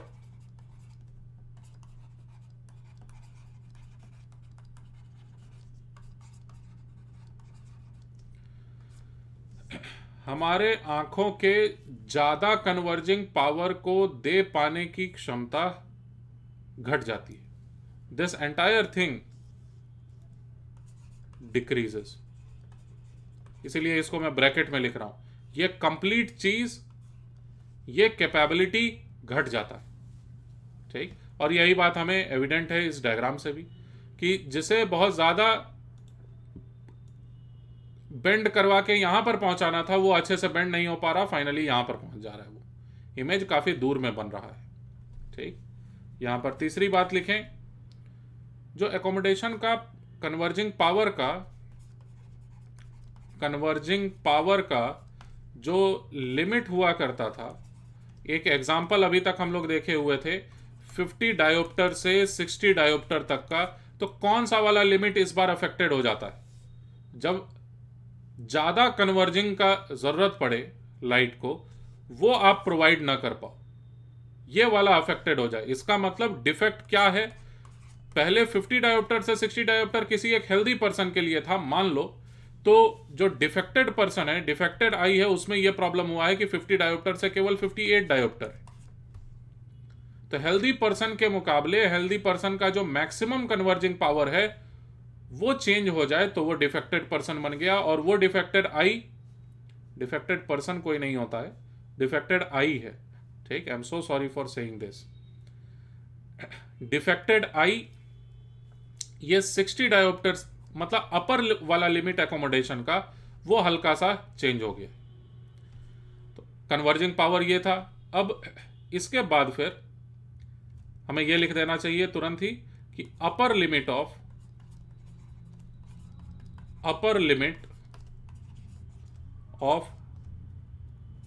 converging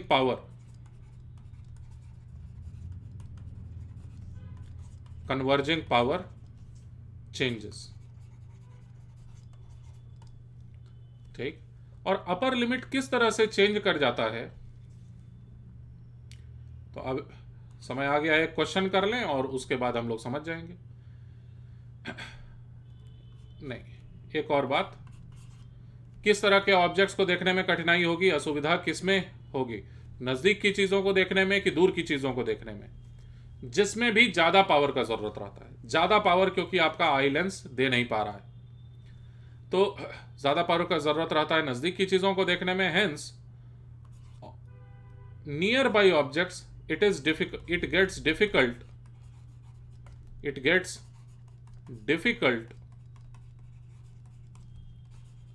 to see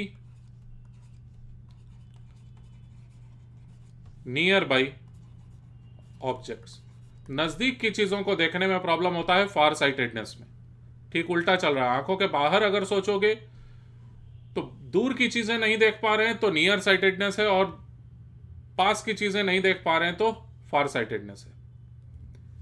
रे डायग्राम अभी तक आई होप सो कि आपको क्लियर होगा, एक क्वेश्चन करते ही सब कुछ समझ में आ जाएगा। अ पर्सन लिखो, a person faces difficulty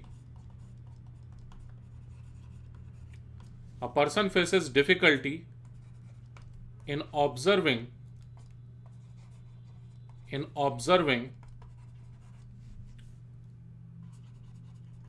any object, observing को काट के सीइंग कर दो, seeing any object closure then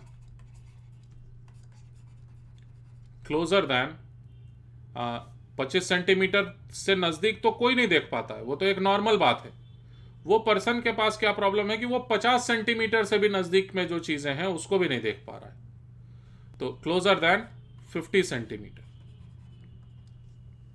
ठीक, तो हम लोग ये जो क्वेश्चन कर रहे हैं ये एक्चुअली में हमें साइंस तो सिखा ही रहा है, किस तरह से ऑप्टिकल इंस्ट्रूमेंट्स काम करते हैं ये तो सिखा ही रहा है, लेकिन साथ में एक बहुत बड़ी बात भी सिखा रहा है, जो कि लाइफ में हमें इस बात का हमेशा ख्याल रखना चाहिए कि हम लोगों का जो कुछ भी पढ़ाई है, एग्जामिनेशन में मार्क्स आ जाए वो पूरी तरह से अलग बात है, लेकिन हम लोग जो कुछ भी सीख रहे हैं वो हमारे सराउंडिंग में जितने भी लोग हैं उसके काम आ जाए तो हम लोगों का एजुकेशन सक्सेसफुल माना जाएगा।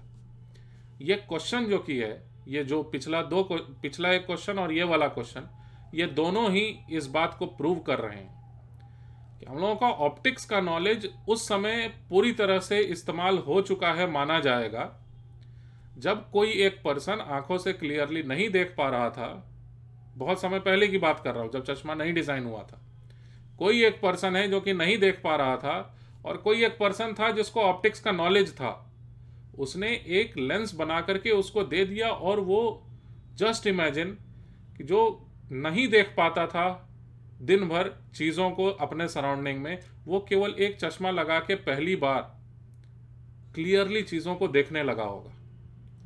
कितनी ज़्यादा खुशी मिली होगी उस पर्सन को जिसने चश्मा डिज़ाइन करके उस डिफेक्टेड आई वाले पर्सन को दिया। वो किसी भी एग्ज़ाम में टॉप करने से कहीं ज़्यादा बड़ी खुशी है।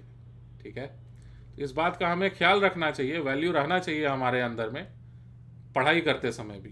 ठीक, लेकिन पढ़ाई करते समय आप इन सभी बातों के बारे में सोचोगे तो पढ़ नहीं पाओगे। प्रॉब्लम ये होती है।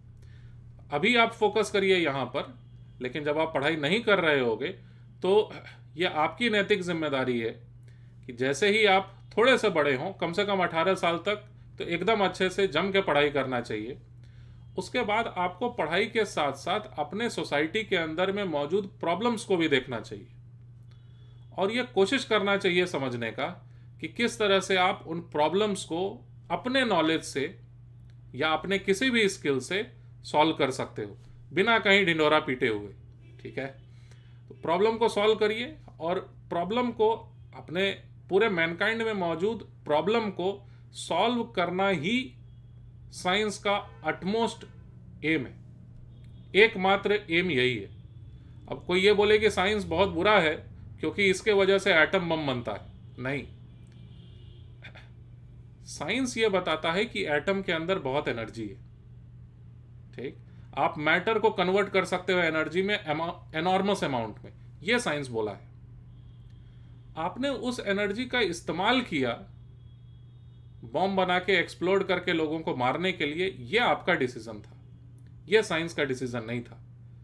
तो हमें अवेयर होना चाहिए हमेशा कि भाई जो कुछ भी हम लोग पढ़ाई कर रहे हैं उसका सही इस्तेमाल कर सकें, ताकि पूरे जितने लोग हैं वो एक स्टेप और आगे एडवांस्ड हो सकें। यह भी हमारी ही जिम्मेदारी है। बचपन में नहीं समझ में आता है ये बात, लेकिन मुझे ऐसा लगा बोलना ज़रूरी था इस क्वेश्चन को सॉल्व करते हुए, तो मैं बोला। आप ज़रा इसी का इस्तेमाल करके, इसी थॉट का इस्तेमाल करके ज़रा इस पर्सन के लिए एक लेंस बता दीजिए कि कौन सा इस्तेमाल किया जाना चाहिए। Recommend a lens for her.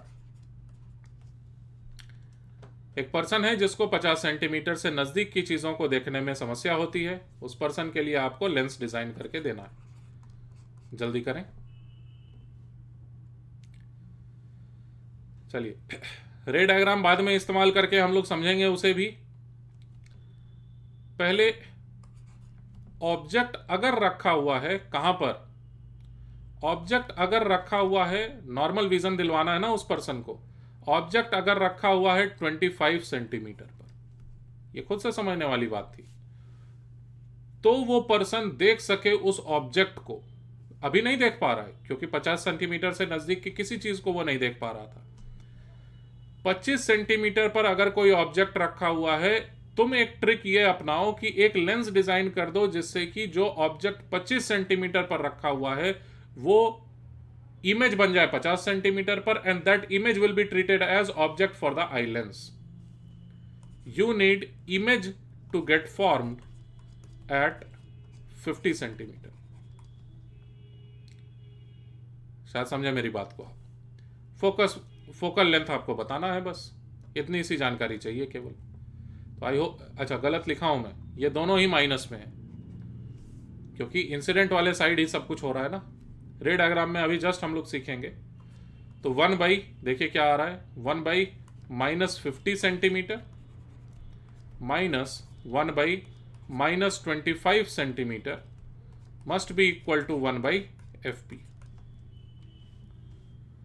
तो 1/25 माइनस 1/50, 1/50 बचा, हाँ, और FP का वैल्यू आया फिर 50 सेंटीमीटर, जिसका कि कन्वर्जिंग पावर का मीनिंग निकल के आया। फिर कन्वर्जिंग पावर के लिए आंसर निकल के आया हमारे पास 2 डायोप्टर। तो अच्छा, बाय द वे, प्लस में पावर है, कन्वर्जिंग लेंस की जरूरत पड़ेगी इस पर्सन को, ये क्वेश्चन से एविडेंट है। ठीक, रे डायग्राम में समझो जरा इसी बात को कि अगर कोई एक ऑब्जेक्ट काफी नजदीक में रखा हुआ था, ठीक, जो कि यह पर्सन नहीं देख पा रहा था, यह ऑब्जेक्ट रखा हुआ था 25 सेंटीमीटर पर। यह डिफेक्ट वाला डायग्राम मैं बना रहा हूं, फिर से मैं बना दूंगा रेमेडी वाला डायग्राम। पहले इस बात को तो समझें कि क्या प्रॉब्लम वो फेस कर रहा है पर्सन। पर्सन इस तरह से लाइट को आते हुए आई लेंस पर एक्सपीरियंस तो कर रहा है, लेकिन ये लाइट पहुंच जा रही है दूर में कहीं पर, तो फार साइटेडनेस है ये, अच्छे से कन्वर्ज नहीं हो पा रहा था। उसका उपाय आपने ये निकाला कि कन्वर्ज करने के लिए एक एक्स्ट्रा हेल्प दे दिया जाए इस पर्सन को। इससे क्या फायदा होगा, तो अगर कोई एक ऑब्जेक्ट यहां पर रखा हुआ है, ऑब्जेक्ट से जो भी लाइट रेज आ रही होंगी, ऑब्जेक्ट से जो भी लाइट रेज आ रही होंगी वो पहले एक दूसरे लेंस पर आ जाए, पहले लाइट रेज एक दूसरे लेंस पर आ जाए ऐसे, और इस लेंस की मदद से हल्का सा कन्वर्ज यहां पर ही हो जाए लाइट, पहले स्टेप में ही थोड़ा सा कन्वर्ज हो जाए लाइट। ठीक है, ऐसे करके पहले ही थोड़ा सा कन्वर्ज हो जाए, थोड़ी सी मदद मिल जाए आई लेंस को। ठीक है ना। और इसका ट्रू मीनिंग, मैथमेटिकल मीनिंग ये निकल रहा है कि लाइट फिर ऐसे करके आते हुए नजर आएगी आई लेंस को, और ये लाइट कहां से आते हुए नजर आएगी आई लेंस को, that position must be 50 centimetre, that distance must be equal to 50 centimetre, और ये वाला डिस्टेंस ऑब्वियसली 25 सेंटीमीटर था। ठीक है ना। तो लाइट ऐसे करके जा रही थी, आंखों को तो ऐसा ही लगेगा कि 50 सेंटीमीटर पर लाइट रेज ऑब्जेक्ट रखा हुआ है, और फाइनली इमेज बन गया यहां पर। आई होप एकदम क्लियरली आप बातों को समझ गए। ठीक, एक तीसरे तरह का भी डिफेक्ट होता है, बस मैं डिफेक्ट के बारे में बताऊंगा कि क्या होता है इसमें, कोई रे डायग्राम वगैरह जानने की जरूरत नहीं है। कहते हैं इसे, एक छोटा सा चीज छोटा यहां पर लिख लो भाई कि रेमेडी क्या है, किस तरह से इस तरह के डिफेक्ट को खत्म किया जाता है। By using a converging lens, एक कन्वर्जिंग लेंस के इस्तेमाल से इस तरह के डिफेक्ट को खत्म किया जा सकता है। अब लिखिए तीसरे तरह का एक डिफेक्ट, पहला था नियर साइटेडनेस, दूसरा था फार साइटेडनेस, और तीसरा अब हम लोग लिख रहे हैं एस्टिग्मेटिज्म।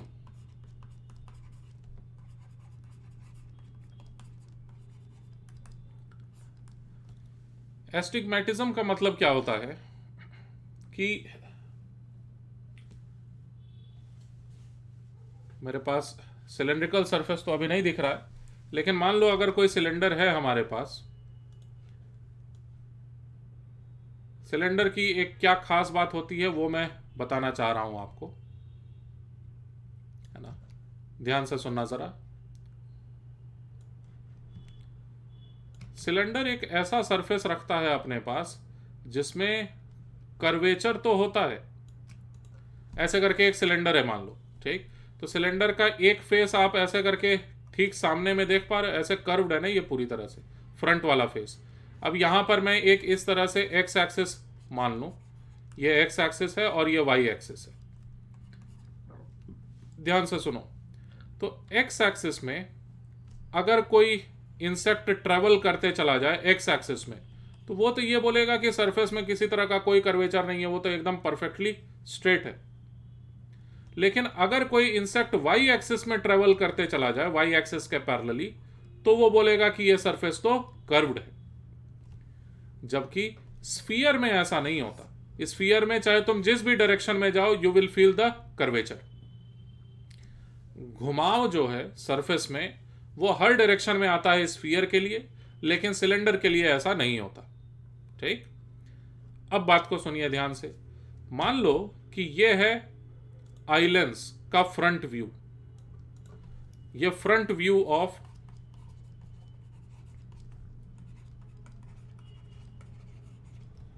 आई लेंस, और ये चारों तरफ से जुड़ा हुआ है किन से? सिलियरी मसल्स से। ये है आई लेंस जो कि जुड़ा हुआ है सिलियरी मसल्स से।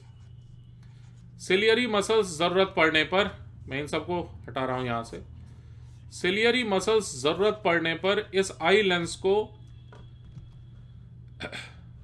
कंट्रोल कर सकते हैं। देखिए ऐसे, जरूरत पड़ने पर ऐसे कंट्रोल किया जा सकता है, जरूरत पड़ने पर ऐसे कंट्रोल किया जा सकता है।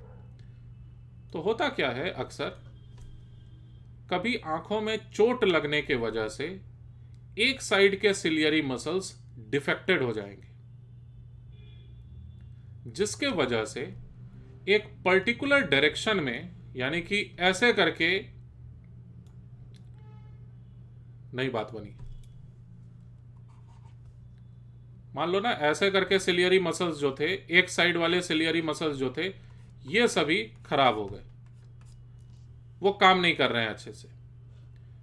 तो ऐसे में क्या होगा कि आप इस डायरेक्शन में जब जब जरूरत पड़ेगा रेडियस ऑफ कर्वेचर बढ़ाने का तो आप नहीं बढ़ा पाओगे, या घटाने का तो नहीं घटा पाओगे इस पर्टिकुलर डायरेक्शन में। पहले क्या होता था, एक्स एक्सिस बोलो चाहे वाई एक्सिस बोलो, दोनों ही साइड में perfectly radius of curvature I lens में मेंटेन किया जा सकता था। लेकिन कभी कभी चोट वगैरह लग जाने की वजह से ज्यादातर बार यह होता है कि एक साइड के सिलियरी मसल्स कमजोर हो जाने की वजह से आप एक पर्टिकुलर डायरेक्शन में रेडियस ऑफ कर्वेचर को अचीव नहीं कर पाते। मतलब इस डायरेक्शन में जरूरत पड़ने पर जो भी रेडियस ऑफ कर्वेचर चाहिए, you are capable of achieving that, लेकिन किसी एक डायरेक्शन में रेडियस ऑफ कर्वेचर आपको नहीं मिल पाता है। कोई जरूरी नहीं है वो हॉरिजॉन्टल डायरेक्शन ही हो सकता है किसी अजीब से डायरेक्शन, ऐसे करके इस डायरेक्शन में आप रेडियस ऑफ कर्वेचर नहीं अचीव कर पा रहे हो। तो अगर इस डायरेक्शन में रेडियस ऑफ कर्वेचर नहीं अचीव कर पा रहे हो तो ऐसे में आपको एक ऐसे चश्मे का जरूरत पड़ेगा जिसमें इसी खास डायरेक्शन में रेडियस ऑफ कर्वेचर एग्जिस्ट करे। और ऐसा कैसे लेंस आप डिजाइन कर सकते हो जिसमें एक डायरेक्शन में रेडियस ऑफ कर्वेचर हो, दूसरे डायरेक्शन में जरूरत ना हो? Cylindrical lens. इसमें एक डायरेक्शन में रेडियस ऑफ कर्वेचर रहेगा, दूसरे डायरेक्शन में रेडियस ऑफ कर्वेचर नहीं रहेगा। तो इसलिए सिलेंड्रिकल लेंस का एस्टिग्मेटिज्म में यूज करते हैं। एस्टिग्मेटिज्म का मतलब होता है कि एक डायरेक्शन के एक एक्सिस के अलोंग आप क्लियरली देख पा रहे हैं, उसके परपेंडिकुलर एक्सिस के अलोंग आप नहीं देख पा रहे हैं क्लियरली। रेमेडी है सिलेंड्रिकल लेंस। और इस तरह के सिलेंड्रिकल लेंस के लिए पहले पता होना चाहिए कि आंखों में कौन से डायरेक्शन में प्रॉब्लम है। ठीक, उस हिसाब से उस पर्टिकुलर डायरेक्शन में सिलेंडर का एक्सिस रख के हम लोग लेंस को डिजाइन करते हैं। इतना इंफॉर्मेशन एस्टिग्मेटिज्म के लिए मोर देन सफिशिएंट है। नेक्स्ट क्लास में हम लोग आर्टिफिशियल ऑप्टिकल इंस्ट्रूमेंट्स के बारे में बात करेंगे। इस क्लास में हम लोगों ने आंखों के बारे में बात किया। ठीक, तो आई होप सो मेरी बात को सुन पा रहे हैं आप। हम लोग नेक्स्ट क्लास में सिंपल माइक्रोस्कोप, कंपाउंड माइक्रोस्कोप और टेलीस्कोप के बारे में डिस्कशन करना शुरू करेंगे। See you in next video lecture.